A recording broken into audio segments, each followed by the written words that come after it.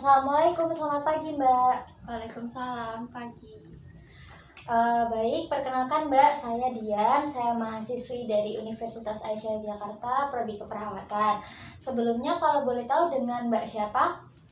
Mbak Friska, Dengan Mbak Friska. Mbak Friska umurnya berapa Mbak? 21 tahun. Oke, 21 tahun. Oke Mbak, jadi tujuan saya menemui Mbak Friska karena saya akan melakukan terapi perilaku yang ada di diri Mbak Friska.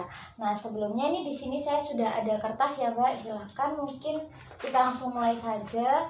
Tapi sebelum memulai, apakah ada pertanyaan Mbak? Belum ada. Belum ada. Oke, kalau gitu di sini saya udah ada kertas. Nanti mungkin Mbak Friska bisa tuliskan hal-hal yang Mbak Friska tidak inginkan. Ya, di sini juga saya sudah ada pulpen. Silahkan Mbak, bisa ditulis dulu.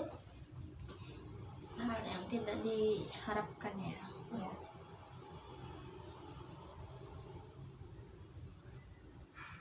Ini Mbak, sudah. Oke, baik, ini sudah ditulis ya. Untuk kebiasaan yang tidak diharapkan itu, pertama sering main HP. Lalu yang kedua, masih suka main game sampai lupa waktu, boros, sering tidur kemalaman, sering mager, dan kurang peka.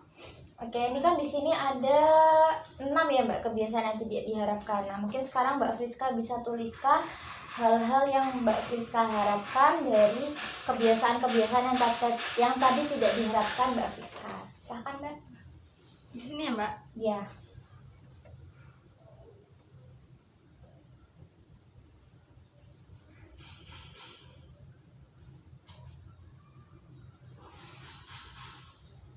Ini Mbak.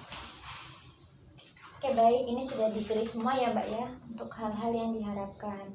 Nah, ini yang pertama kan Mbak Friska untuk kebiasaan yang tidak diharapkan itu sering main HP ya.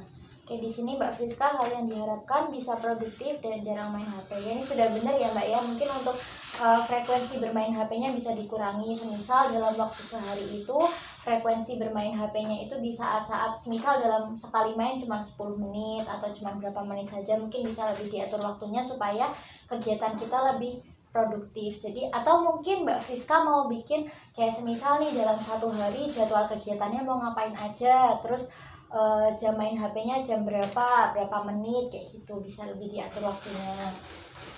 Terus yang kedua ini masih suka main game sampai lupa waktu. Nah, ini untuk hal yang diharapkan Mbak Friska ini bermain gamenya tahu waktu. Oke, benar di sini ya. Jadi seperti tadi yang pertama juga bisa dilakukan pembuatan jadwal. Jadi kapan saatnya main game, kapan saatnya harus, ya pokoknya aktivitas yang menggunakan HP gitu. Jadi bisa diatur. Misal cuma malam aja itu juga malah lebih baik lagi. Jadi nggak seharian itu nggak kita terpantau main HP terus.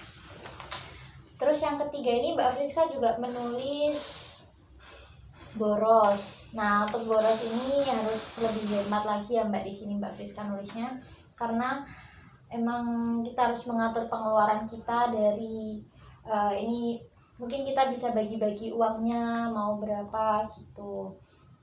Nah, habis itu ada sering tidur kemalaman. Sering tidur kemalaman, Mbak Friska menulisnya bisa tidur tepat waktu dan istirahat cukup. Ya, ini benar ya Mbak ya. Mungkin bisa dengan cara, kan biasanya untuk seusia kita, seusia dewasa itu tidur itu paling nggak 6 jam. Mungkin bisa dibagi supaya Mbak Friska tidurnya lebih cukup. Atau semisal Mbak Friska siang nggak tidur, malam bisa ditarget tidur jam berapa nih, harus dimulai dari jam segitu. Jadi 6 jam tidur biar istirahatnya cukup gitu. Terus berikutnya Mbak Friska ada sering mager.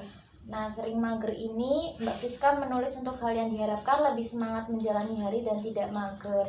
Nah, ini salah satunya yaitu tadi Mbak, kembali ke awal tadi, pembuatan jadwal. Nah, tujuan pembuatan jadwal itu kita supaya kita tidak malas-malasan dan kita harus mempunyai motivasi supaya kita bisa melakukan produktif dalam sehari-hari. Terus barangkali di akhir setelah kita melakukan kegiatan yang sesuai yang sudah kita atur di jadwal, kita memberikan reward ke diri kita, misal dengan nonton TV, nonton film, atau mungkin berbelanja kayak gitu Mbak. Nah, terus yang terakhir ini ada kebiasaan yang diharapkan ini kurang peka. Hal yang diharapkan lebih peka dan perhatian dengan lingkungan sekitar. Nah, mungkin kalau ini bisa sambil latihan ya Mbak, terutama dari hal-hal kecil. Misal contoh Mbak Friska melihat gelas nih, gelas di pinggir-pinggir meja, itu kan tidak seharusnya di situ. Jadi kita harusnya lebih peka, oh ini nggak boleh nih, ntar kayaknya bakal jatuh kalau taruh di pinggir, langsung diketengahin. Jadi belajar dari hal-hal yang kecil dulu gitu ya Mbak Friska ya.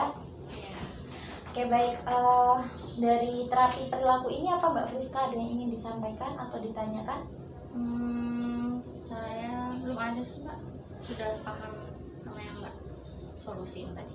Oke baik, kalau misal Mbak Friska sudah memahami dan sudah tidak ada pertanyaan, mungkin terapi perilaku pada hari ini sudah selesai ya Mbak ya, bisa kita cukupkan. Sebelumnya terima kasih atas kerjasamanya ya Mbak Friska. Oke kalau gitu saya pamit, terima kasih. Wassalamualaikum warahmatullahi wabarakatuh.